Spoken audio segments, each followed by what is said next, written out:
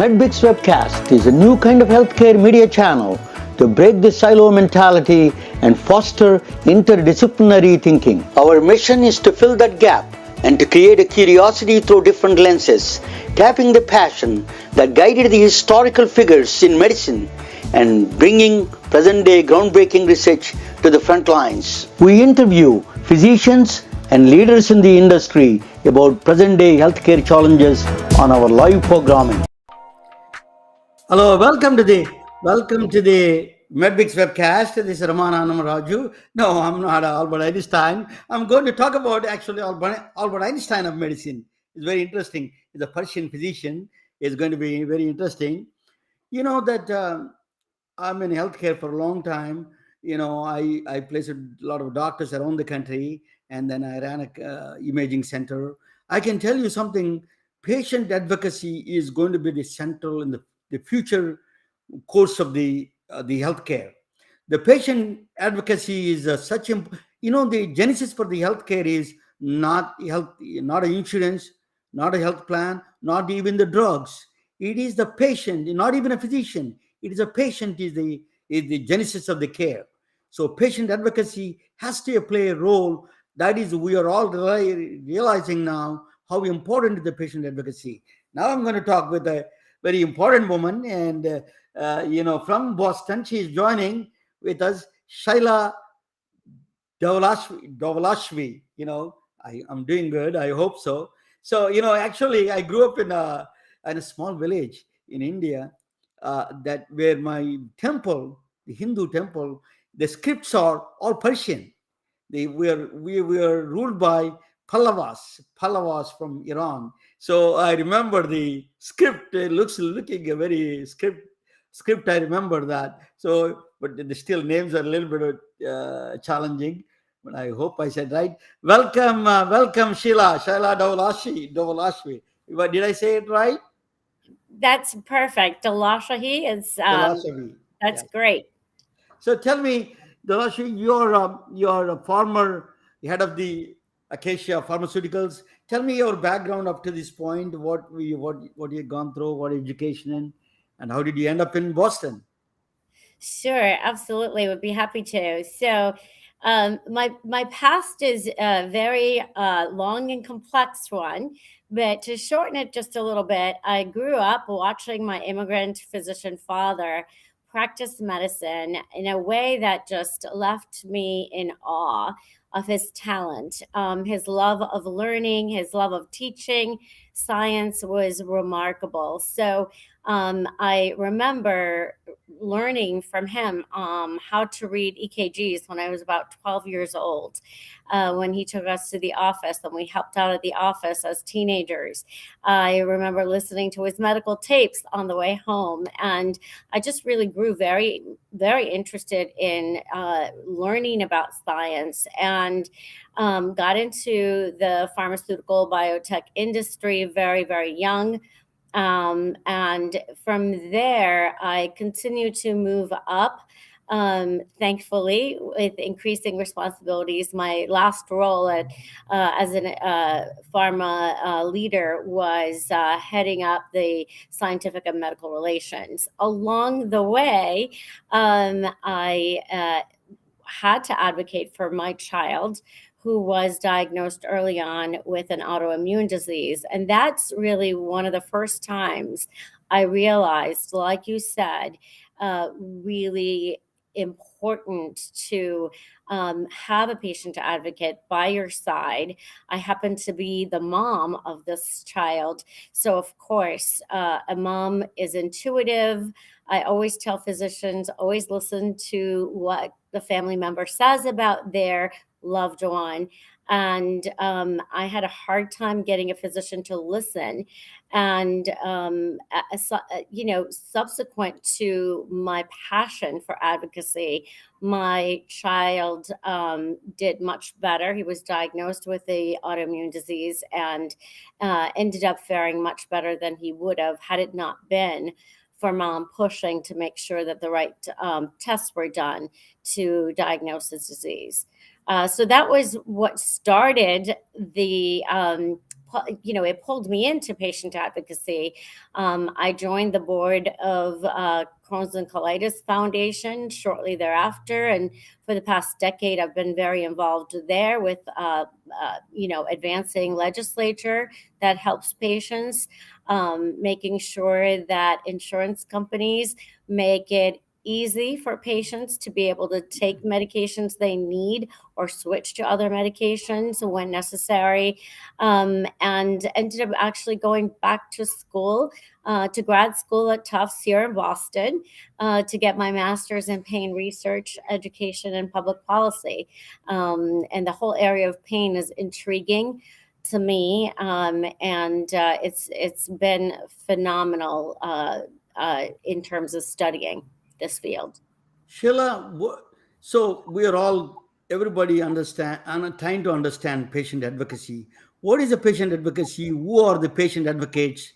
Can you expand on that basis? Why you decided to go in the more in that direction? You briefly touched it, but can you expand that area? Why Yeah, the so what is a patient advocacy is? quite frankly, patient advocacy can be anyone who has the best interest of the patient in mind.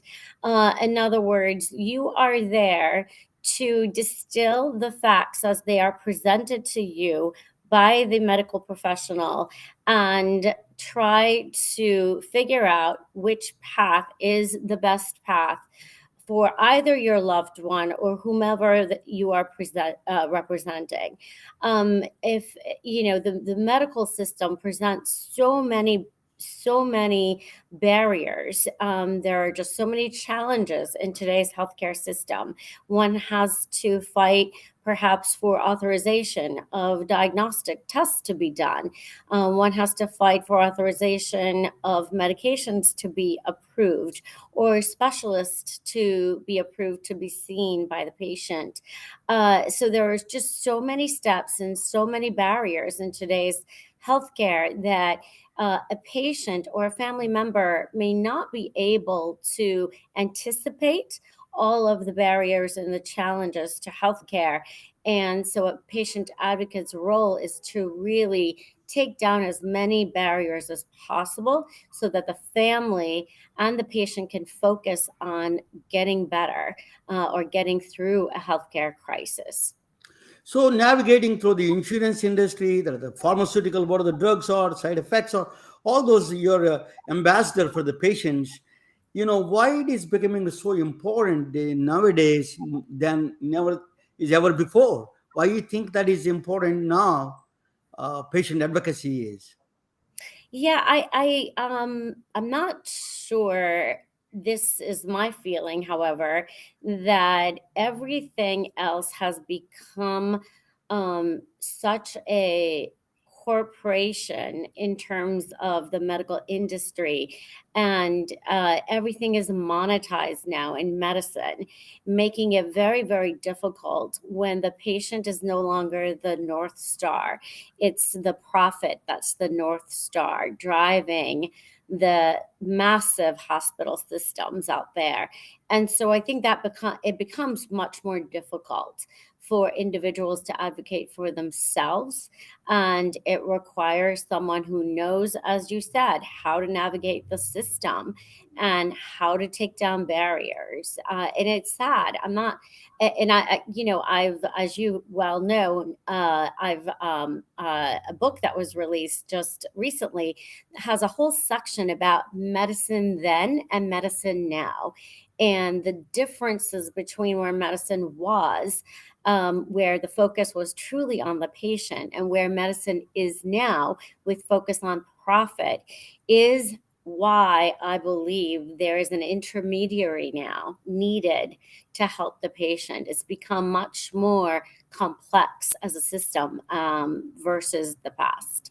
Talking about your book, Sheila, tell me about this. Why you inspired to write that book? What is the name of the book? And then we'll talk a little bit at the end also. But what is and then during that process, yeah, tell me about what inspired you to write the book.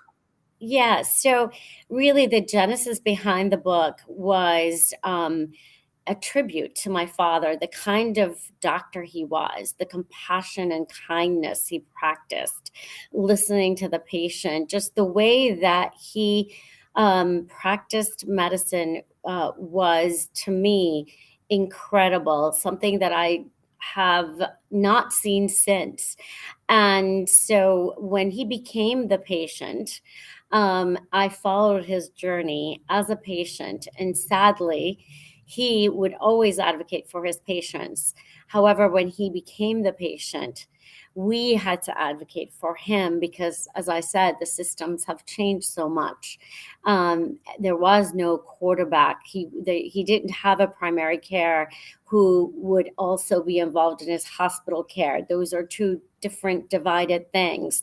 So in the book, I talk a lot about his journey as a patient and lessons learned, and family dynamics play into they're interwoven into the book as well in terms of a family crisis, cultural differences, acceptance or non-acceptance of death come into play in the book as well. And of course, the main theme is how to better advocate for your loved one and how to be a better healthcare consumer, a better, more educated healthcare consumer. Who can do The better than our daughter? You know that uh, the question is that people, I had a good friend of a surgeon friend. He told me what is a cancer pain looks like. He said that you take a saw and right on the bone. If you do that, that is a pain of a cancer. So tell me, you did a lot of research on the that you personally experienced it through your father, that what he went through, and then you did some research on the pain. Tell me, can you a little bit explain on that area a little bit? Pain is one of the most complex fields I have ever been exposed to.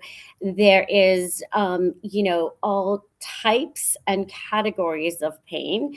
Pain is chronic, it can be acute. In cancer patients, they can have chronic pain complicated by acute flare ups and acute pain, and it is debilitating, as you said, and it becomes all encompassing. And we refer to pain as a physiologic, psychologic, and social phenomenon that actually changes the world of a person in pain. There is neuropathic pain, there is nociceptive inflammatory pain, and then functional and dysfunctional pain. And sometimes there's a combination of all of those in a cancer patient. So, as we do more research, there is a need to find different compounds that impact different types of pain. And sometimes the combination of those in a cancer patient may be more helpful to use one, two, or three different classes of drugs to address all the different types of pain. And as cancer progresses, sadly, so does the inflammation and so does the pain sensitivity. So the oversensitization of the pain receptors or nociceptors make that patient even more sensitized to even the smallest amount of pain. So, this whole combination makes it a very, very difficult field to study, to measure pain control, because as you know, it's very subjective.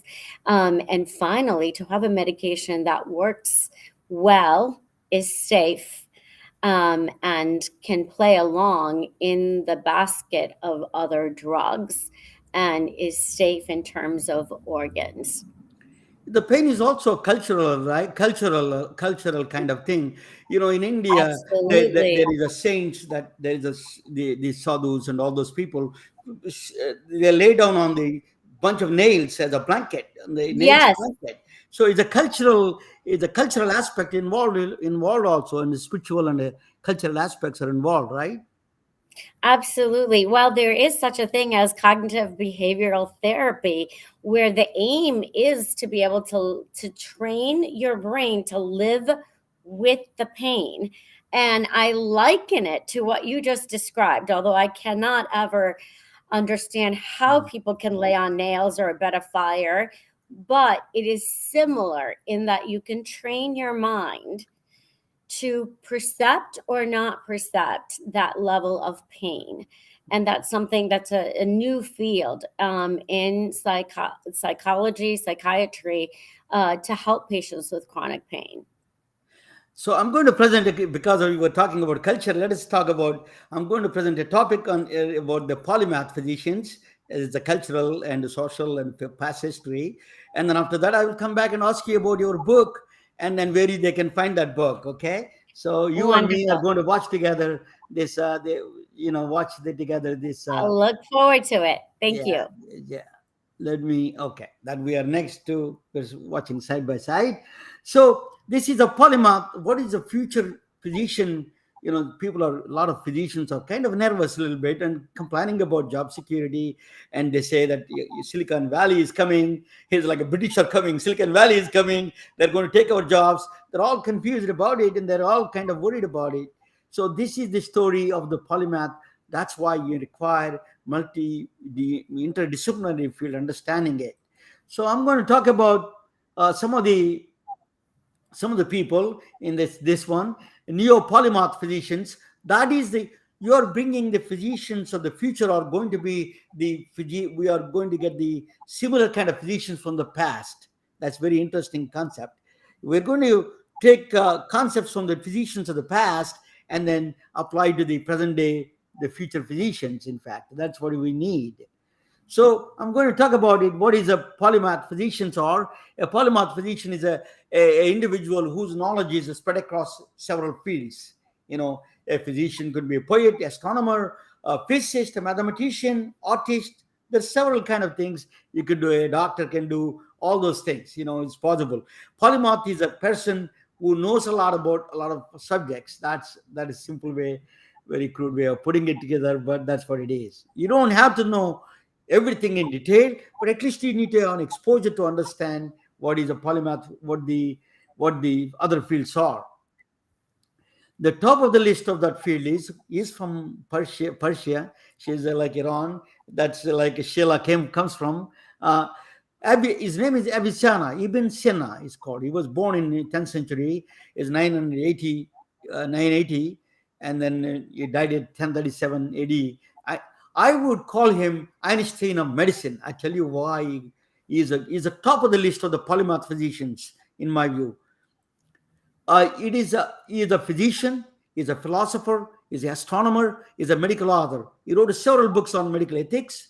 He's an astronomer. I tell you about what he did. And he was a philosopher. He's a medical ethics. He wrote several books on medical journals. And then physician. Of course, he's a physician. So what he is the first, actually more than that, is the first cardiologist. He used the calcium channel blockers. Is the first one used in the history of medicine. Is a carotid sinus hypersensitivity. As you know, it is a bradycardia and then hypotension and a vasodilation. All of them are combination that could be fatal. You can pulse. You can put the. My father was a doctor and a teacher. He used to check this pulse here. He is a master of pulsology. Avicenna is a Latin name, Avicenna. Ibn Sina is a Persian name. Is Avicenna, they Latinized that name. That's why it's called Avicenna. So he was a master of all the. He was a pulsology. Actually, he used to tell girl. He used to tell where was. He used to touch it. He was one of the founders of the lie detector test. That he used to check the pulse of the guys, the young men, that where their girlfriends are. He used to tell them, tell me what the province is, what the street name is, what the address of the street is. That by the time he can see the rapid pulse rate, he can tell where exactly his girlfriend was staying, who was living. He was good at that. That was his specialization, I think, during those times. But he wrote also extensive work he did in cardiology. He the first book on cardiac diseases called Kitab al Advait Kulb.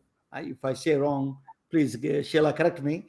But it's a book on cardiac diseases. It's the first book on cardiac diseases he wrote. And then used a calcium channel, the synthetic drugs used a long time ago. Is not in the 10th century physician used the calcium channel blockers. That's to use the heart pains and heart things, right? So he used a zernab, a extract from the Texas bacata. The bacata is a botanical name. It is actually English yew tree. It's a poisonous tree. That the English yew tree. Used to grow around where Avicenna grew up. So he used to give the medication that the zernab extracted from the English yew tree fruits, in fact. This now they found out it is a Taxus bacata is a botanical name, has the calcium channel blocker properties. They found out. So he is considered is definitely in the top of the list of the in the he was the first cardiologist in my view. Then he did a then top of it he did a wrote this textbooks. He wrote 6 volumes of the textbook on medicine, canon of medicine. It is 1,000 years. They are standard textbooks around the world, including the West. He is a standard textbook. He is a Pastor Galen. He got some education from Indian Hindu literature and the Greek literatures from the Galen. Other people, I think Galen came after him. I think, yeah, he is before Galen. I think so. He is a genesis of a lot of medical books. He is 1,000 years. His books are standard books in the medicine from the West and East and everywhere. Wow. So the second one, he introduced why I call him Einstein of medicine. Not only in medicine, he did an experiment called a floating man. I'm a physicist. I have a master's in physics. Principle of equivalence is one of the fundamental principles, very good principles of the general theory of relativity is based on that. Is a general relativity by Einstein. Einstein gave expression of the gravity is not a force, it is illusion of space-time curvature. When he decided that gravity, the acceleration due to gravity is a force because of that you feel because of acceleration, changing speed. So what he said that was when you fall in sky and then you don't feel your body or your arms or your legs, that he says that there is a soul to it and soul feels it. Actually, principle of equivalence is very close to it. In fact, he says that when you travel in space, if you don't have the reference frame, you cannot tell whether you're moving or not, unless you accelerate the process. If there is something, the acceleration has to be there. So that's why you cannot tell whether you're uniform speed or not. So you drop a hammer or a piece of paper on the planet of moon, they fall same time. It was done actually experiment is done by Neil Armstrong. So floating man idea of consciousness and soul existence, he gave. I will be talking about. I will be showing a video on the consciousness in a minute. So he gave the first example of the floating man and the existence of soul is almost he was thinking in the lines of Albert Einstein. He did also in the astronomy. He did the Venus. He considered Venus is a planet, rather, and then he saw the shadow of the Venus on the sun that was what his observations. He did quite a bit of observations, and then he also invented tripod. So I come from same times, same areas. We don't know the people that from our history, but history teaches a lot of things that we have to be. That is another polymath physician. Avicenna is on the top of the list, no question about it. He is on the polymath physicians. The next one is Sushruta. is a plastic surgeon. He lived in the 1 century, 1,000 years, 100 years, uh, 1,000 years before Christ. He was born. Sushruta is a Vedic scholar from India. He did a rhinoplasty, cleft that he was doing. His instruments were listed in the, you see on the left side. They're not that much different nowadays in the surgery department. Is a more sophisticated, but the same instruments, kind of a same instrument they use. So in the 1,000 years before Christ, he came up with a plastic. He was a plastic surgeon. He was doing a nose surgery, and then he was doing a cleft also related to cleft, the people that with the deformities, when they were born. And then this all his literature was, I don't know why, how he ended up in the Los Angeles Museum of Art. That all his Sushrutas, all his literature is displayed in the Los Angeles Museum of Art. If you're there, please visit that. And if you go there, Hmm. the next one is Galen. Galen is, I'm not sure Galen is really a polymath or not, but he was a first one of the first physicians. Black bile, yellow bile is a Greek physician. Now he's present. He was born in the present day Turkey, I think. Black bile, yellow bile, and blood and the phlegm. He just he decided, he gave quite a bit. He wrote a lot of volumes of medical books, in fact. So I don't know how he did anything much outside of the medicine. He was a philosopher, but I can tell you, Ji Hong is definitely a polymath. Ji Hong is a born in 283 in China. Is a Chinese physician. He's a Chinese physician and a pharmacologist. He's a politician. He's a military cadet. He was a military Army Corps guy. He's a strong military man, and also he's a linguist. In fact, he wrote several books. He wrote fiction stories. Papuza, Bapuzi, I think that he wrote books on the in the linguist. But he's a physician. He tops on the one of the things he did was the Xinghao is a wormwood, sweet wormwood. It's a grows a wild, it's a wild weed. It goes everywhere. It is just everywhere in China, or a lot of Hmm. places. In fact, he took that sweet wormwood, that's a Xinghua they call. He took that and then put in the hot water and then extracted that water, and then he used to give to the people with the intermittent fevers. Intermittent fevers are, at that time, he didn't know the name of it, but it's a malaria. He Mm. was giving this medicine to malaria patients, getting cured. So what happened was, then in the when Mao came into the power, he wanted to invade, North Vietnam. He started war with the South Vietnam, and then he wanted to win the war. But a lot of his, North Vietnamese soldiers, and then there are people who are dying. Just, I'm going to put you temporarily in the mute, Sheila. Just, but you're staying there. You can see it because there is a noise coming out. That's, I can stop it. There, wait. Okay. Oh, I don't want to take hair out. You can put in the mute yourself. Yes. Okay. Ji Hong is a physician.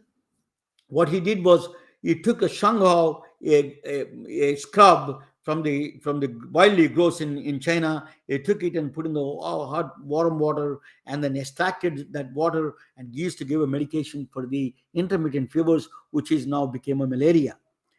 Then, when the Mao came in power and he wanted to invade the South Vietnam, along with the North Vietnamese, with the partnership with the North Vietnam, but his soldiers are dying in big numbers with the malaria. So he created a project called 523. I did a special program on G. Hong. He did a 523 project. 523 started it on May 23, 1967, I think. He started the project. Then, so he employed a woman. Her name is Tu Yu. Is a physician. She's a Chinese traditional medicine physician. She doesn't have any Western medical education at all. She's still alive, by the way. So she took the all his books, and then she transformed into she really read it very clearly and carefully, and then she extracted a compound called artemisinin. That is a compound now still we use it to treat malaria, as a combination drug that they use for malaria for the artemisinin. Is Novartis manufactures the artemisinin now, so they gave the contract to the Novartis. He wrote a book on the handbook for the emergencies. He wrote a book, a pocket book for the emergency handbook for the treatment of all small diseases, all these things. He wrote a book. That's actually so. He was a definitely polymath physician. He was a military commander, and then he was a governor. He was nominated. His family is from a very distinguished family from in China. Then he didn't care about all those things. He moved to a small rural China, and then he started practicing in rural China. In fact, near the mountains of actually there is a still that mountain is there, Ji Hong Mountain they call in Sampao near the province. Um, so actually Tu Yu won the Nobel Prize for her extraction of the artemisinin. She gave the credit to Ji Hong. Ji Hong is a military commander, is a physician and a politician and linguist, and they wrote a lot of fictional books for children and Chinese characters. Bapuzi, it's called.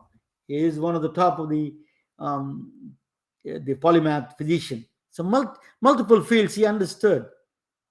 The next one, the next one is Girolamo. Oh yes, sorry, Girolamo Cardano is an Italian physician. Is as you guess, Italian. He's a fun-loving guy. He's a party guy. A lot of girlfriends, and he's a gambler. He is a physician. He's a doctor. He was what happened was he was hired by a lot of several kings, queens, hired him as a doctor. He's a brilliant physician, but his fame came from a different area. He came from mathematics. He's my favorite doctor in my view from the past. What he did was actually the lock combination. He invented the lock combination, and he gave a game theory and a poker theory. He gave an extensive mathematical structure to all this number theory they call now. They became a very advanced number theory. But what he was born in 1500 and 1576 he died. But I tell you what he did. So in mathematics, he did the cubic equation. Solving the cubic equation is a big thing at that time. The cubic equation, quadratic equations. When you throw a ball, so for example, it tells you not only the past of that ball, where it's coming from, initial conditions. If you tell me initial conditions, I can tell you 5 seconds from now where it's going to be, what speed is going to be. That is the quadratic equations will tell you. If you throw a ball, that's what the equations we find. Parabolic equations, quadratic equations give you all the information about the future of the ball's state of the effects of the ball. It gives you from the future to the future. But the cubic equations are more complicated. Is that there is a missing. So you see in the medical imaging, you do a lot of 3D reconstruction. They do the missing dimension.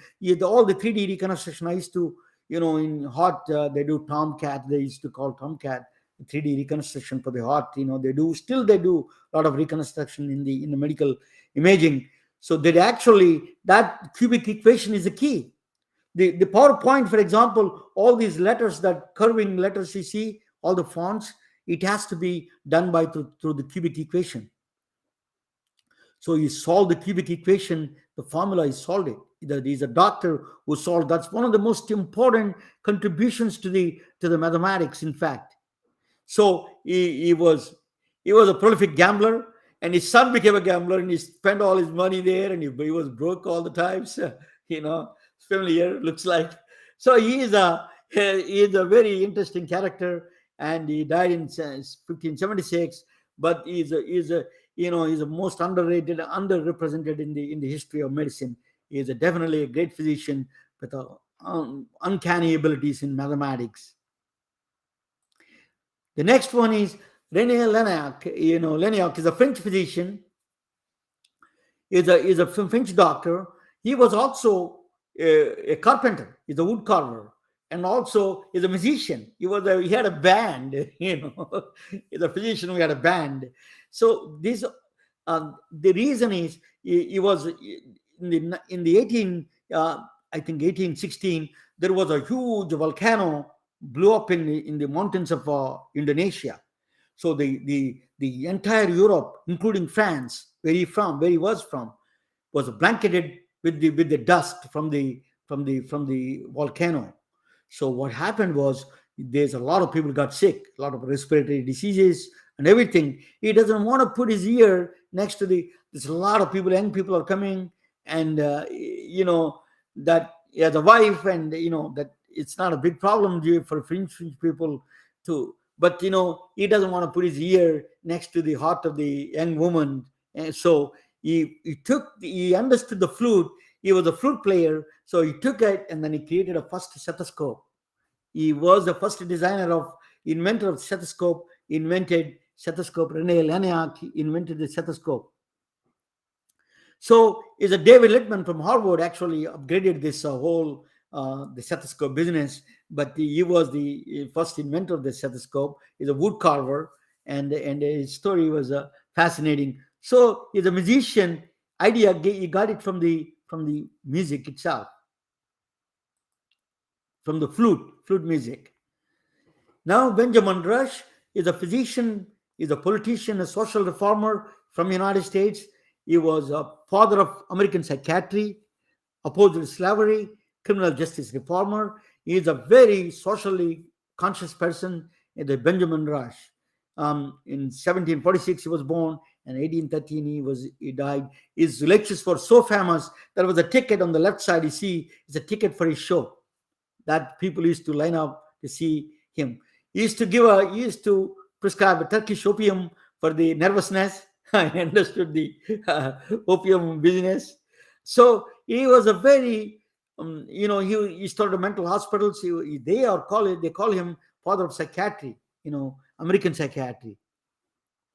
Now Sigmund Freud is a psychiatry of the psychology and psychiatry probably, but he is the father of the American psychiatry. Is a Benjamin Rush. The next one is the present day, but not all of the people are from the past. There is a lot of new people on the present day. The Bill Frist is one of the senators, is a physician, is a famous, he won the majority Senate leader, is a podcaster. His Second Opinion is a podcast. I watch quite a bit of that, his podcast. And then he passed one of the landmark legislation is called PEPFAR, President Emergency Plan for AIDS Relief. The $110 billion fund is allocated until so far. It is the largest one single disease allocation of any other disease. That is, he has 5 honorary degrees from the black medical colleges. Historically, black medical colleges is a very well respected. Is from Nashville, and is a symbol of Nashville and the Southern gentleman, and is truly a great physician and a senator. He's a cardiac surgeon. So he is a modern day polymath. The next one is the new polymath physicians now. The Dr. Eric Topol. Both of them are on my LinkedIn, and I hope they watch my program. Dr. Eric Topol is a cardiologist. He was the first one who started a lot of writing extensive. He's the author of several books, but he writes a lot of the books in the particularly COVID-19 time. You saw his articles are very educational, and he's one of the digital. He was a proponent of the digital therapeutics, digital medicine. In fact, I would call him the father of the digital medicine. Is a Dr. Eric Topol. So he works in the Scripps Institute. Another doctor is Dr. Zubin Damania. Is a Persian. He's not a Persian. He's from India, but he's a Zoroastrian. He's a Parsi from Iran. They're originally from Iran. He has a ZDoc show. He has a ZDoc show. Everybody watches, and he's very, very articulate in a lot of areas. He talks about consciousness. He talks about, recently I watched is one of his video on the Donald Hoffman mathematics, how that the consciousness works. So that's very important to understand a lot of fields. There's a new millennial, the young people who are coming, Vidya Viswanathan. She's a Chinese historian. She became a physician and a writer. So that's a millennial polymaths now. There is quite a bit of them. Elizabeth Cord, she is a painter and a physician and a visual artist. She does a lot of these things, and these are all upcoming polymath physicians. So why do you need to learn different subjects? The question is, Oh, well, I'm a physician. I know how to take care of the patients. That's all I need to know. But that is not enough nowadays, as the way it's going. I tell you why. So, for example, the understanding of the blockchain. Blockchain is a technology. It's actually mathematical structure. Is a immutability is the fundamental, the central process of the blockchain is the runs on a immutability. Immutability means if I tell us something that that is registered, that's bad for politicians, but it is good for the, you cannot erase anywhere. Once you make a statement, it is forever stays there in that blockchain. It is a chain of commands that are all connected. So you cannot lie today and then you come up with a new lie tomorrow. Is not going to work out because they have to agree upon your lying. They all catch you with what they call minors. They call minors means MINER. These are the democratically people. They do with the computer power. They do that. So why do you need a this thing? Why do you need a blockchain? Patient privacy. If you're telling patients privacy is so important now, the reason is insurance companies, pharmaceutical companies wanted to get a lot of information about the patient's demographics and their disease product process, and they can sell more medicines and disease protocols, or they can sell the insurance premiums. They can raise up, or selectively they can pick up the areas that they're only interested in, and they can leave rest of the people in the trouble, very high risk people, they can leave it. So blockchain is a key. Blockchain is not a cryptocurrency. Blockchain is the Bitcoin came out of the blockchain technology. Blockchain, but it is not a blockchain, is not a cryptocurrency. It is a mathematical hash functions it works on. It is immutability. It's a mathematically impossible to penetrate that kind of process. But true blockchain is a central to the protecting the privacy of the patients, privacy of the patient physician relationship. That's why we have to fairly good understanding of the blockchain is important. Then the next one is a care journey. Why do you need to learn a care journey? I'm going to tell you why you need to learn a care journey. This is called user experience.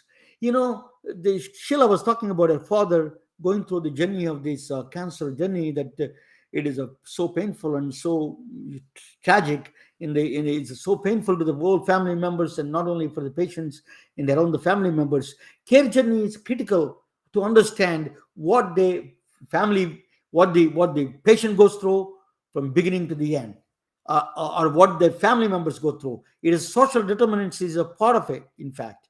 So a person coming from, they have to find if they don't have a children, or they don't have anybody supporting them, they need to come to the doctor's office. Who is going to bring them? So they need to call a Uber. They need to know how to operate the iPhone, or the new technology. And if they're older, they may not be able to have a cognition that they can be able to do that. So then they come to the doctor's office, where they pick up the medicines. They have to go to the pharmacy and pick up the medicine. They go home, and all this journey, you have to really understand that you can quantify it, and quality analysis you can do, and that the care journey can give that journey. Okay, that's a I don't like the word UX. Actually, human journey, human experience is the most important. I use the word human experience. That is a better word. Care journey. That's you need to understand how they bring them into you can quantify the care journey through technology, and step by step, and make it easier for the patients go through this whole process, not only for the patients, their social determinants aspect of it, and their family members. That's very important. Then why you need to know about consciousness, quantum physics? Why do you need to learn a quantum physics? About what is anything to do with the quantum physics? I'm going to play a video, about a quick video on that, and then after that, just to give me 1 second. I'm going to, I think I did. Okay. I'm going to play this video, consciousness, see why consciousness. Quantum Physics for Doctors, Mystery Object in Medicine by Ramana Annamaraju. Dr. Champagne is a critical care physician and faculty member at Stony Brook University School of Medicine and a member of Pulmonary Critical Care Division. Dr. Panya is the prime investigator for a large study across multiple medical centers around the world about bringing people from cardiac arrest. Cardiac arrest is the arrest of pumping blood due to the malfunction of electrical activity in the heart. Cardiac arrest results in death within minutes without quick resuscitation. The resuscitation is the combination of procedural techniques of bringing someone from edges of death. One of those resuscitation techniques is a cardiopulmonary resuscitation, popularly known as CPR. Any delay administering in CPR, even for minutes, results in certain death. But there are certain exceptions and anomalies that raises several questions than answers in medicine and science. 34-year-old Audrey Mash went hiking with her husband on November 3rd when things took a turn for the worse. The couple got lost and Audrey went into cardiac arrest from severe hypothermia. But 6 hours after her heart stopped beating, doctors at Barcelona's Vall d'Hebron hospital were able to resuscitate her. Amazing. It's like a miracle. Audrey Schumann fully recovered and went back to her life as Audrey Schumann. Listen carefully what I said. She came back to life after dead for 6 hours as Audrey Schumann, not as a Margaret Thatcher, not as an African princess. Which one or what entity told her she is still Audrey Schumann? This is not some religious or a philosophical question. This is still under purview of scientific inquiry, particularly the process of cardiac arrest. Dr. Champagne is a prime investigator for the study called AWAKE, examines the process of dying and reviving. He conducted these studies in multiple medical centers around the world with reputable physicians with more than 2,000 subjects who went through cardiac arrest and successfully revived. Dr. Champagne argues there is a presence of some entity that is external to our world, beyond our space and time, reminding Audrey Schumann her identity. That entity is called consciousness.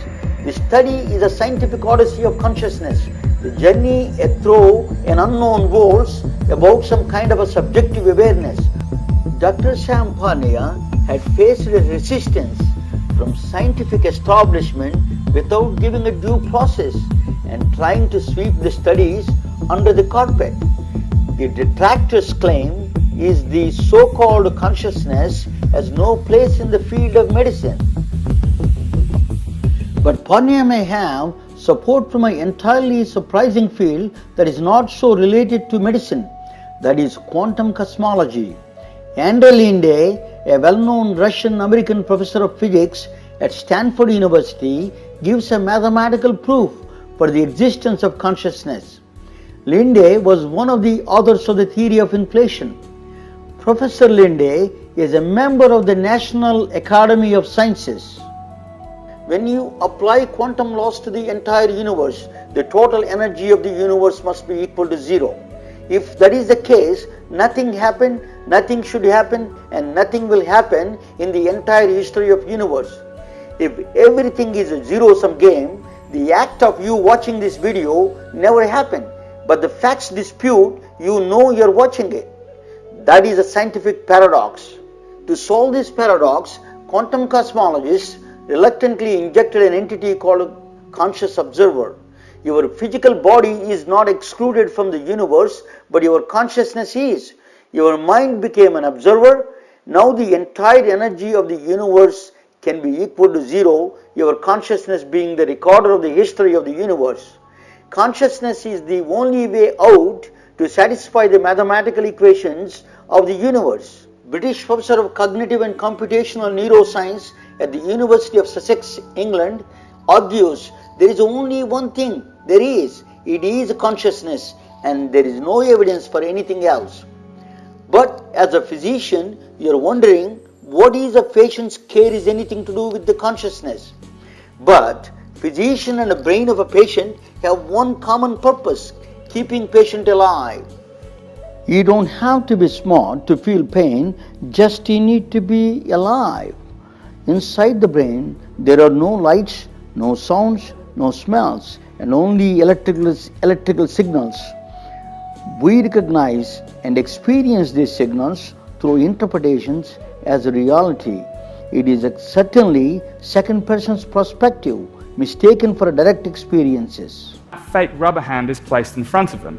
Then both hands are simultaneously stroked with a paintbrush while the person stares at the fake hand. Now, for most people, after a while, this leads to the very uncanny sensation that the fake hand is in fact part of their body. And the idea is that the congruence between seeing touch and feeling touch on an object that looks like a hand and is roughly where a hand should be is enough evidence for the brain to make its best guess that the fake hand is in fact part of the body. The famous rubber hand illusion and the extension of that one is with the magician David Blaine performing touch experiment with the actor Will Smith and his wife Jada Pinkett. In both experiments, brain is wrongly guessing someone is poking them without being touched. Brain is clearly confused what is and what is not parts of its body. But brain has a bigger responsibility, keeping you alive. Sensory signals coming from inside the body are continuously telling the brain about its state of its internal organs, how the heart is doing, what the blood pressure is like, and so on. Patient perception is not just hysteria, it is a valid signal from the brain. Brain is a resident real-time monitoring system for keeping physiological variables within the bounds for its own survival. Anil Seth and his colleagues believe consciousness acts like a software platform for the biological interactions. Patient is not only a conscious observer of his or her own body, but also a particular participant. You can witness manifestation of consciousness in the doctor's waiting room, particularly if they are Medicare patients. In 1996, a group of people between the ages of 19 and 24 and a group of older people between the ages of 60 and 80 were asked to count out 3 minutes in their heads without watching the clock.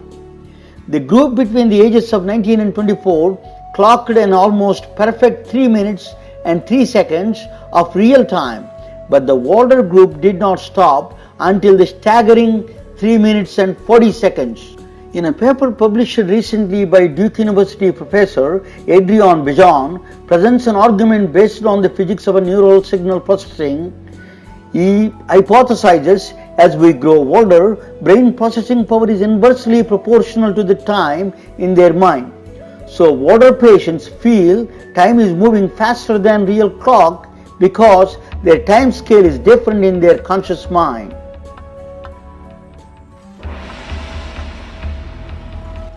As a physician, if you think there is only objective-based medicine, that's all there is. It is certainly a wrong conclusion. Next time, if you are walking by a patient on a life support system, show respect as they are conscious, reminding yourself Dr. Champagne's studies. Next time, before you dismiss a patient is hysterical, think of Dr. Anil Seth's studies that the patient's brain is the best patient monitoring system there is. If a Medicare patient complains he or she spends more time in waiting room than others, you realize Dr. Adrian Bejan studies patient's conscious time is different than clock on the wall.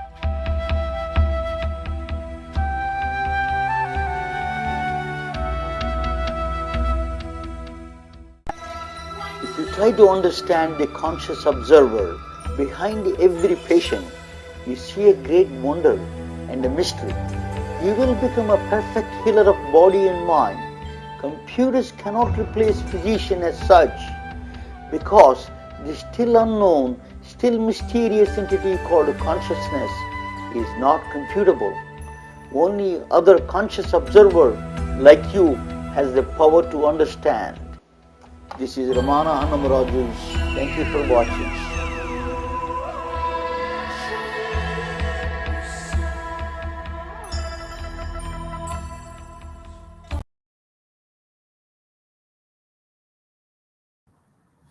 Fascinating.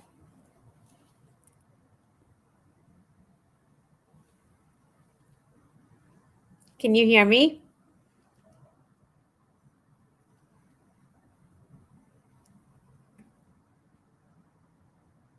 I can't hear. Sorry about that. Observer and observer. Observer is a patient. Observer is a doctor. So they have to have that certain sacrifice, that kind of relationship they need to have. That's the reason you need to understand the understanding the consciousness. But what do you think of my presentation? It was excellent, fascinating, absolutely fascinating. Loved it. Yeah, thank you. So, Sheila, that you went through so much of a personal pain and all those things. You wrote a book, right? The book is, what is the name of the book, and how did you find that book? A lot of Yes. people, that's useful for patients who are going through this journey. One of the family members definitely going through a terminal cancer or in hospices.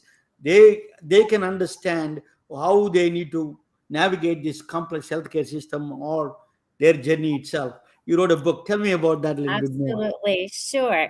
The book is called Pack Your Own Healthcare Parachute, A Physician's Death Through His Daughter's Eyes. And it is a tale about my father as a physician, then turned patient, is about our advocacy for him and the real pain and agony that we go through our own personal journeys in accepting his illness and then having to make sure that everything is done to help my father in this new system of care.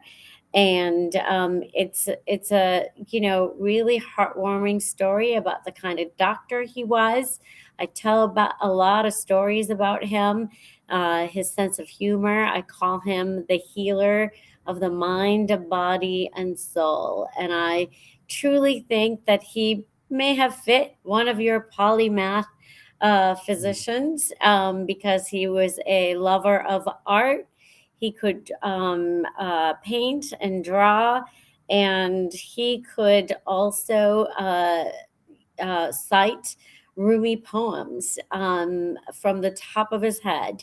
And for any occasion, he was quite impressive man, and wish he were alive to share the stories in the book himself. Where can you find that? Where can you find that book? How did they find it? You can find it on Amazon now. So you just go to the book section, find Pack Your Own Healthcare Parachute, A Physician's Death Through His Daughter's Eyes.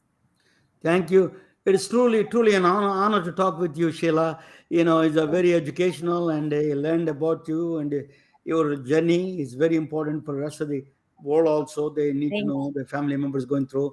Thank you. It's truly an honor to talk with you. I appreciate it. Thank you for having me, Romana. Thank Pleasure. We are retelling their stories through our patented designs that can be worn on scrubs, t-shirts, printed on conference bags, and endless other promotional materials. Daily Wear for Medicine is the first ever of its kind to create curiosity in medicine through visual art. We at MedBricks are celebrating unsung heroes of the past who made enormous contributions to the field of medicine through our unique campaign called Daily Wear for Medicine. You can wear it, carry it, and give it.